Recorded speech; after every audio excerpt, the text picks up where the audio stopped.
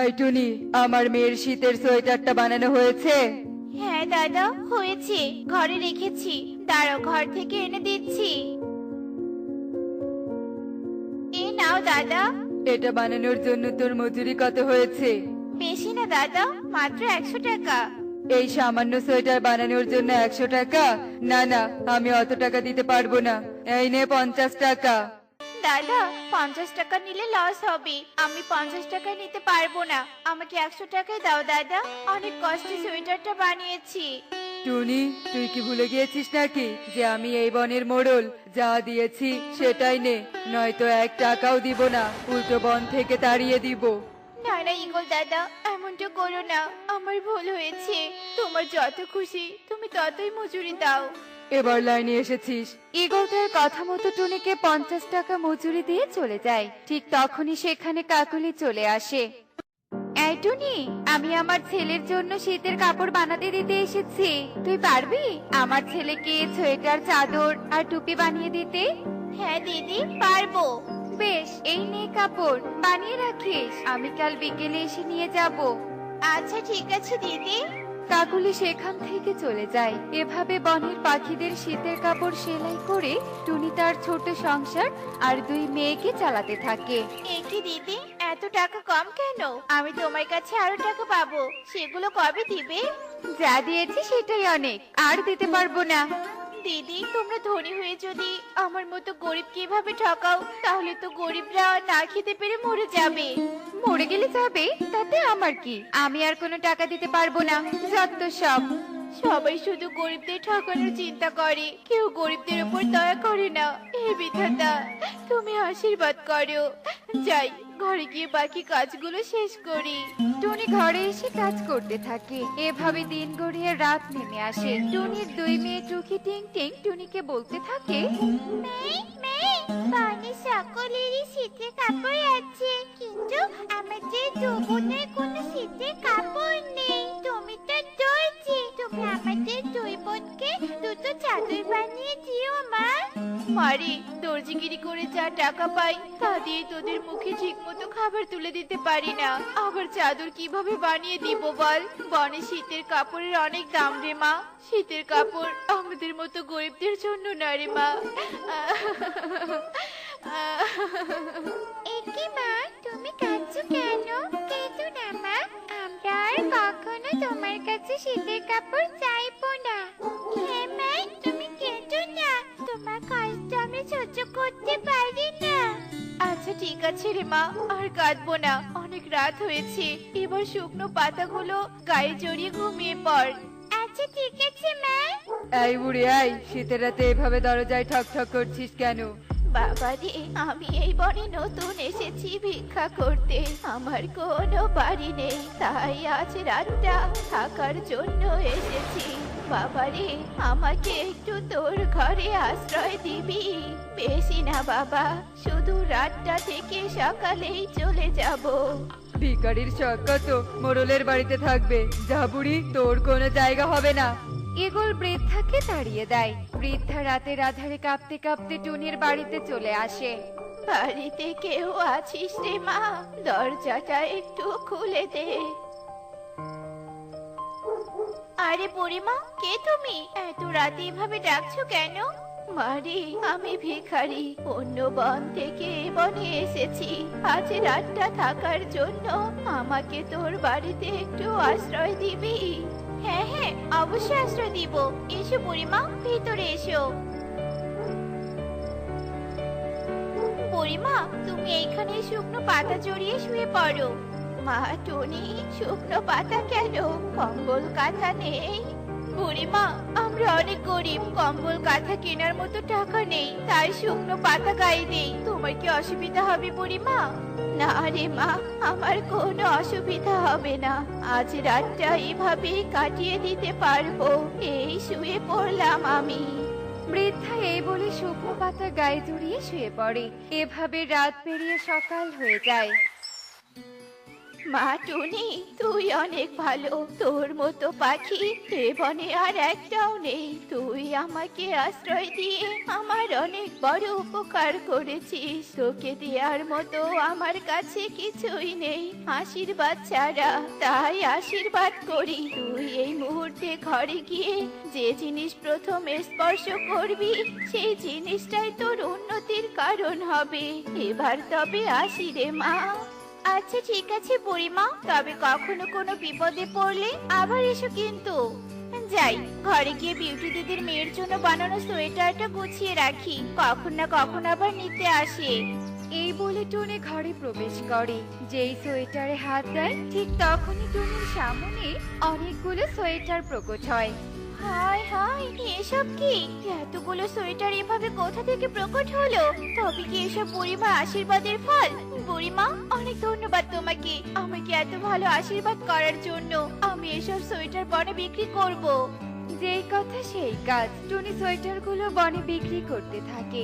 এভাবে বেশ কিছুদিন কেটে যায়। টুনি আশীর্বাদ প্রাপ্য সোয়েটারগুলো বিক্রি করে বেশ ধনী হয়ে ওঠে। টুনির এমন পরিবর্তন দেখে একদিন ঈগল টুনির বাড়িতে আসে আর টুনিকে বলতে থাকে, কি ব্যাপারে টুনি, তুই তো অনেক গরিব ছিলি, তাহলে হঠাৎ এত ধনী হলি কি করে? তুই কি কোনো গুপ্তধন পেয়েছিস নাকি, নাকি কারো বাড়ি চুরি করেছিস? না না দাদা, এসব কিছুই নয়। এসব শুধুমাত্র বুড়িমার আশীর্বাদের ফল। বুড়িমার আশীর্বাদের ফল মানে? আমি তো কিছুই বুঝতে পারছি না, আমাকে খুলে বল তো। হ্যাঁ দাদা, বলছি সব। এরপর টনি তার সাথে ঘটে যাওয়া সমস্ত ঘটনা খুলে বলে। সব শুনে ঈগল বেশ অবাক হয়ে যায়। ওই বুড়িমাকে সেদিন রাতে তুই সাহায্য করেছিলি? হায় হায় রে, কি ভুলটাই না করলাম। সেদিন রাতে বুড়িমাকে তাড়িয়ে না দিলে আজ আমি আরো ধনী হতাম। এখন আর দেরি না করে ওই বুড়িমাকে খুঁজে বের করতেই হবে, আর আমাকেও একটা আশীর্বাদ নিতে হবে। এই ভেবে ঈগল টুনিকে কিছু না বলে বৃদ্ধা পাখিকে খোঁজার উদ্দেশ্যে উঠতে থাকে। আর কিছুক্ষণ খোঁজার পর ঈগল দেখতে পায় বৃদ্ধা পাখি একটা গাছের নিচে বসে আছে। ঈগল বৃদ্ধার সামনে চলে আসে। বুড়িমা, তুমি এখানে? আর আমি তোমাকে অনেক জায়গায় খুঁজছি। কেন রে বাবা, খুঁজছিস কেন? আবারও অপমান করে তাড়িয়ে দেওয়ার জন্য বুঝি? না বুড়িমা, ক্ষমা চাওয়ার জন্য। আমি সেদিন রাতে অনেক অন্যায় করেছি, আমাকে ক্ষমা করে দাও। আমি নিজের ভুল নিজেই বুঝতে পেরেছি। এত করে যখন ক্ষমা চাচ্ছিস, বেশ দিলাম ক্ষমা করে, এবার যা। চলে যাবো মানে? আমাকে আশীর্বাদ করে দে বুড়ি, যাতে আরো অনেক ধনী হই। হ্যাঁ হ্যাঁ বুড়িমা, না মানে বুড়িমা, আমাকেও টুনির মতো আশীর্বাদ করে দাও। আশীর্বাদ চাই তোর? যা, দিলাম আশীর্বাদ করে। তুই ঘরে গিয়ে যা স্পর্শ করবি তাই দ্বিগুণ হয়ে তোর ওপর আসবে। তোমার আর আমার দরকার নেই, আমি চললাম বুড়ি। যা রে বৎস, যা। ঈগল বৃদ্ধ পাখির কাছে বিদায় নিয়ে তার ঘরে চলে আসে। সবার আগে আমি মোহরের সিন্ধুক স্পর্শ করব, আর সেই মোহরের সিন্ধুক হয়ে যাবে দ্বিগুণ। ঈগল তার কথা মতো তার ঘরে থাকা মোহরের সিন্ধুক স্পর্শ করে, আর সাথে সাথে বৃদ্ধার আশীর্বাদের ফলে সেই মোহরের সিন্ধুক দ্বিগুণ হয়ে তার উপর চলে আসে। ওরে মারে, ওরে বাবারে, কি হলো রে? এই মোহরের সিন্ধুকগুলো যে আমাকে চাপা দিচ্ছে, আমি মরে গেলাম। বাঁচাও, ওই বুড়ি আমাকে ভুল আশীর্বাদ দিয়েছে রে। ঈগল এসব বলার সাথে সাথেই সেখানে সেই বৃদ্ধ পাখি প্রকট হয়। বৎস, তুই যেমন লোভ করেছিস আমি ঠিক তেমন তোকে লোভের শাস্তি দিয়েছি। আমি লোভ করেছি তো তোমাকে কে বলেছে? আমি লোভ করিনি, আমাকে বাঁচাও। ঈগল, আমি কোনো সাধারণ বৃদ্ধা নই, আমি অসাধারণ বৃদ্ধা। আমি সবার মনের কথা বুঝতে পারি, তাই তুই বোঝ এবার মজা। বৃদ্ধা পাখি সেখান থেকে অদৃশ্য হয়ে যায়, আর ঈগল তার লোভের শাস্তি পেতে থাকে। দেখলে তো বন্ধুরা, লোভে পাপ আর পাপে মৃত্যু। এমনই সব মজার মজার শিক্ষণীয় টুনি পাখির গল্প দেখতে আমাদের সাথেই থেকো। আর গল্পটি কেমন হয়েছে তা কমেন্টে জানাতে ভুলো না কিন্তু। Bye bye. যাক, অবশেষে এত টাকা জমাতে পারলাম। এখন এই টাকাগুলো দিয়ে সুন্দর করে একটা বাড়ি বানাবো। ঠান্ডায় এই ভাঙা বাড়িতে থাকতে যেয়ে খুব কষ্ট হয়ে গেছে। মেয়ে, তুমি বাড়ি বানাবে? কি মজা কি মজা! আমরা নতুন বাড়িতে থাকবো। কিন্তু মা, তুমি কিরকম বাড়ি বানাবে? সেটাই তো ভাবছি রে মা। আলাদা করে দোকান দেওয়ার মতো টাকা নেই। ঘরটা এবার একটু বড় করে দিব, যেন ঘরে থাকাও যায় আবার ব্যবসাটাও হয়। তাহলে মা, তুমি একটা কেকের ডিজাইনে বাড়ি বানাও। তাহলে এতে করে আমরা সে বাড়িতে থাকতেও পারবো, আর বাড়ি থেকে সবাই বুঝে যাবে যে তুমি কেক বানাও। বাহ, কথাটা কিন্তু তুই চমৎকার বলেছিস। এই ঠান্ডায় কেকের বাড়ি হবে আমাদের, আর অন্যদের থেকেও আলাদা। আমি এক্ষুনি কবুতর দাদার বাড়িতে যাচ্ছি, তাকে দিয়ে আমার বাড়িটা বানাবো। আরে টনি, তুই এখানে? কোনো কি দরকার নাকি? হ্যাঁ কবুতর দাদা, আসলে তুমি তো অনেক সুন্দর বাড়ি বানাতে পারো। আমাকে একটা কেকের ডিজাইন করে বাড়ি বানিয়ে দিবে? টাকা নিয়ে কোনো চিন্তা করো না। আচ্ছা ঠিক আছে, আমি তোকে বানিয়ে দিব তোর কেকের বাড়ি। চল তাহলে কাজে লেগে পড়ি। আর এভাবে বেশ কিছুদিন কেটে গেলে বনে তুষারপাত হতে শুরু করে, আর এদিকে টুনির কেকের বাড়ির বানানো সম্পূর্ণ হয়ে যায়। টোনা মারা যাওয়ার পর টুনি একা একাই কত কিছু করলো, আর বাড়িও বানিয়ে ফেললো, আর এদিকে আমরা কিছুই করতে পারলাম না। এসব ভেবে এখন আর কি হবে রে কালু? তবে তুই কি চাস ওই কেকের বাড়িতে থাকতে আর বসে বসে দিন কাটাতে? বসে বসে দিন কাটাতে কে না চায় বলো? শোন, তবে আমার মাথায় একটা বুদ্ধি এসেছে। আজ রাতটা শুধু হতে দে। আহ, আহ, আহ, আহ, আহ। ভাই, কেক খেতে তো ভালোই মজা মা। তুই ঠিকই বলেছিস মা, আর আমাদের বাড়িটাও দেখতে অনেক সুন্দর হয়েছে। ওরে বাবারে, কি ঠান্ডা! আমার তো মনে হচ্ছে আজই আমার শেষ রাত হবে। ওরে বাবারে! কালু রে, ধীরে ধীরে তো আরো তুষারপাত বেড়েই চলছে। আমার তো কোথাও যাওয়ার জায়গাও নেই রে কালু। মেয়ে, মেয়ে, তুমি কি কোনো আওয়াজ পাচ্ছ? আমার কেন জানি মনে হচ্ছে আমাদের দরজার সামনে দাঁড়িয়ে কেউ কথা বলছে। আরে তাই তো, কিন্তু এত ঠান্ডায় বাইরে কে থাকবে? তুই থাক মা, আমি এক্ষুনি দেখে আসছি। আরে তোতা দাদা, কালু দাদা, তোমরা এই ঠান্ডায়?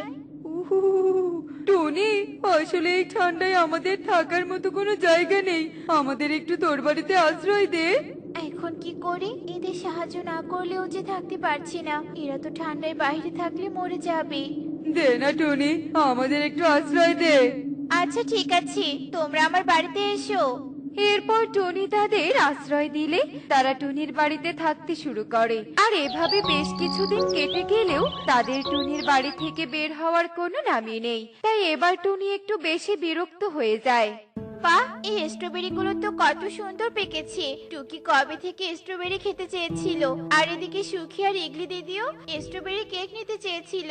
এগুলো নিয়ে বাড়িতে যাই। ধর, বাড়িতে গেলেই মনটা খারাপ হয়ে যায়। এই তোতা দাদাকে আর কালু দাদাকে বাড়িতে আশ্রয় দিয়ে আমি অনেক বড় ভুল করেছিলাম। বাড়ি থেকে যাওয়ার কোনো নামই নেই।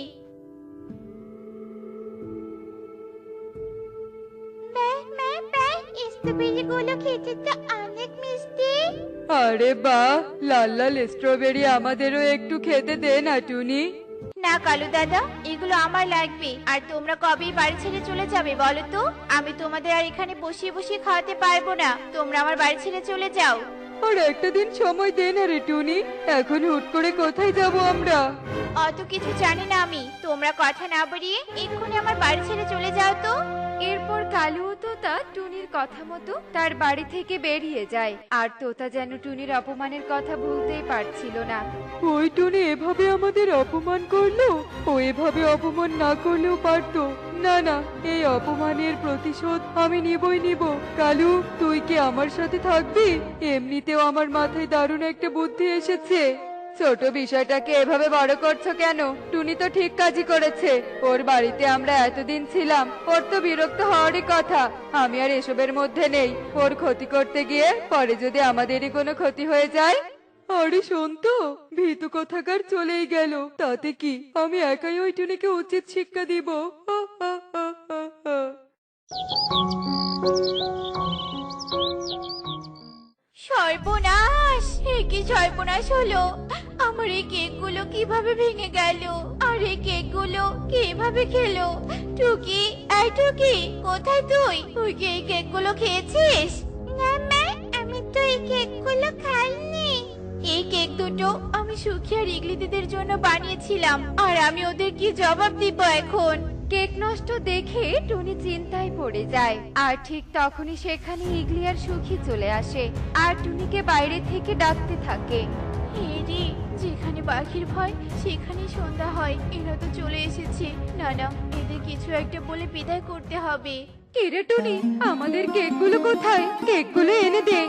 এ মানে ইগলি দিদি, সুখী দিদি, আজ কেকটা না নিলে হয় না। আসলে আমার শরীরটা ভালো ছিল না তো, তাই আর কি বানাতে পারিনি। সে কি কথা টুনি, আমার ছানার যে আজকেই জন্মদিন, কেক না নিয়ে গেলে ছানা যে কান্না করবে। আজ কেকটা না হয় অন্য দোকান থেকে কিনে নাও তোমরা। এই ভাঙা কেকগুলো ফেলে দিলে যে নষ্ট হবে, তার চেয়ে বরং আমি এগুলো বনের গরিবদের মাঝে দিয়ে আসি। ইঁদুর দাদা, এই নাও, এই কেকটুকু খেয়ে নাও। আসলে কেকটা ভেঙে গিয়েছিল তো, তাই ভাবলাম ফেলে না দিয়ে তোমাদের দিয়ে যাই। আরে বাহ, কতদিন থেকে কেক খেতে মন চাইছিল রে টুনি, তোকে অনেক ধন্যবাদ। তাই নাকি ইঁদুর দাদা? নাও নাও, এটুকুও খেয়ে নাও। আমি তোমাকে কাল না হয় একটা ভালো কেক দিয়ে যাবো, কেমন? এ কথা বলে টুনি সেখান থেকে বাকি কেকটুকু নিয়ে সোজা খরগোশের কাছে চলে যায়। আর খরগোশ তাকে কেক আনতে দেখে অবাক হয়ে যায় আর মনে মনে আফসোস করতে থাকে। একই টুনি, তুই আমার জন্য কেক এনেছিস? তুই আমাকে ক্ষমা করে দিস রে টুনি, ক্ষমা করে দিস। আরে খরগোশ দাদা, তুমি কেন ক্ষমা চাইছো? আমি তো কিছুই বুঝতে পারছি না, কি হয়েছে তোমার? আসলে তোর এই কেকগুলো আমি ভেঙে দিয়েছি। কি বলছো কি খরগোশ দাদা? তুমি কেন আমার এত বড় ক্ষতি করলে? তোমার সাথে তো আমার কোনো শত্রুতা ছিল না। আসলে টুনি আমাকে তোতা বলেছিল, আমি তোতার কথা শুনে এসব করেছি। সেদিন শোনো খরগোশ দাদা, তুমি যদি টুনির বাড়িতে গিয়ে ওর সব কেকগুলো নষ্ট করে দাও, তাহলে আমি তোমাকে অনেকগুলো গাজর এনে দিব, তার সাথে কিছু টাকাও দিব। আর তুই তো জানিস আমি গরিব, তাই আমি লোভে পড়ে যাই। আরও আমাকে টাকাও দিতে চেয়েছিল, কিন্তু আমি তোর কেকগুলো নষ্ট করিনি, শুধু একটু ভেঙে দিয়ে এসেছিলাম, কারণ আমি খাবারের মূল্য জানি। ও, তাহলে এই ব্যাপার। আচ্ছা খরগোশ দাদা, তুমি কি আমার সাথে একটু যেতে পারবে? কোথায় যাব? তোতা দাদার বাড়িতে। ওকে আমি উচিত শিক্ষা দিব তাই। ঠিক আছে চল, একটু হলেও আমি তোর ক্ষতি করেছি, আর এখন তোকে সাহায্য করে আমি সেই ভুল শুধরে নিব। একই খরগোশ, তুই এই টুনির সাথে কি করছিস? হ্যাঁ, খরগোশ দাদা তো নিজের ভুল স্বীকার করেছে। এখন তুমিও ভালোই ভালো নিজের ভুল স্বীকার করো, আর বলো তুমি কেন আমার সাথে এমন করলে। তুই আমাকে অপমান করে তোর বাড়ি থেকে তাড়িয়ে দিয়েছিলি, আর তাই আমি খরগোশকে দিয়ে প্রতিশোধ নিয়েছি। তুমি আমার কোনো ক্ষতি করতে পারোনি। অমন কেক তো আমি আরো বানাতে পারবো, কিন্তু তুমি যে নিজের সম্মান হারালে। টুনি একদম ঠিক বলেছে তোতা দাদা, তুমি এখন তাড়াতাড়ি টুনির কাছে ক্ষমা চাও। আমি ক্ষমা চাইবো না। কি করবি তোরা? হ্যাঁ, অনেক হয়েছে, তোমাকে আমার কাছে ক্ষমা চাইতে হবে না। তবে তুমি বন প্রধান আসার আগে এই বন ছেড়ে চলে যাও। কি বন প্রধান আসছে? কিন্তু কেন? তোমাকে শাস্তি দিতে, কারণ আমি তোমার নামে নালিশ করেছিলাম। এ কথা শুনে তোতা অনেক ভয় পেয়ে যায়, আর কোনো কথা না বলে তাড়াহুড়ো করে সেখান থেকে পালিয়ে যায়। তো বন্ধুরা, দেখলে তো, অকারণে রাগ করলে সম্মান যায়, আর প্রতিশোধ লাভ বলতে কিছুই নেই। তাই আমাদের উচিত ক্ষমা করতে শেখা। এমনই সব মজার মজার শিক্ষণীয় টুনি পাখির গল্প দেখতে আমাদের সাথেই থেকো। আর গল্পটি কেমন হয়েছে তা কমেন্টে জানাতে ভুলো না কিন্তু। Bye bye.